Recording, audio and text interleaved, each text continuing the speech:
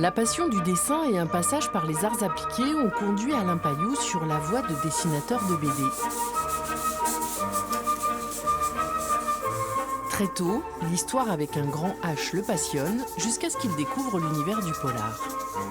Adolescent, j'habitais à Paris. Et bon, il y avait le Quai des Orfèvres. Et j'ai commencé à lire Simenon, les Simenon, et puis à remarcher sur ses traces dans Paris. Et puis après, tous les polars américains. Pour apporter de la véracité à ces histoires, il passe beaucoup de temps à faire des recherches. J'ai essayé d'avoir les éléments qui donnent un peu d'authenticité à l'histoire. C'est-à-dire les revolvers de l'époque, les voitures de l'époque.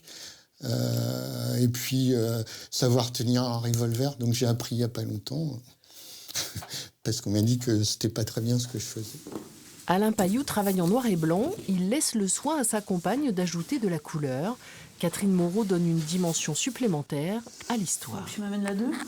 On apporte du relief, on apporte des ambiances, on apporte des précisions. On est accessoiriste, photographe de plateau, on fait tout dans ce métier. Olivier Jolivet est lui aussi tombé dans l'univers du dessin dès son plus jeune âge. Il n'a jamais pris de cours, mais s'amusait à copier ses auteurs de prédilection.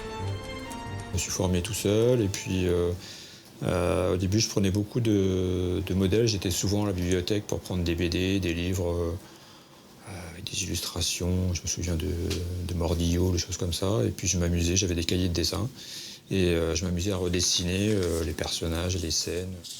Mais le monde de la BD lui semblait inaccessible. Il embrasse une carrière commerciale jusqu'à un arrêt maladie qui lui laisse le temps de reprendre le dessin.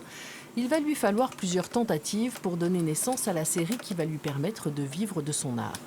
Donc au fur et à mesure, on essaye de remonter un autre projet, on essaye d'apprendre de ses erreurs qu'on a fait avant, jusqu'à ce qu'il y ait un éditeur qui dise oui un jour. Et puis là, après, ça ouvre un peu toutes les portes, quoi. Enfin, pas toutes les portes, mais à partir du moment où on publie une première BD et qu'un éditeur dit oui, bah déjà, il peut y avoir un tome 2, un tome 3, un tome 4.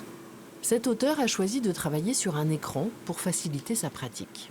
On a souvent tendance à faire des courbes qui sont un peu trop dirigées vers la droite. Toujours dans le même sens. Voilà. Donc le fait de faire cette homothétie comme ça permet de voir si le personnage est d'aplomb, s'il part pas un peu trop à droite. Et ça, sur papier, on ne peut pas le faire. Pierre Jolivet travaille actuellement à une nouvelle série dont le premier album sortira en janvier prochain. En attendant, les deux auteurs vont participer ce week-end au Festival du Polar à Cognac.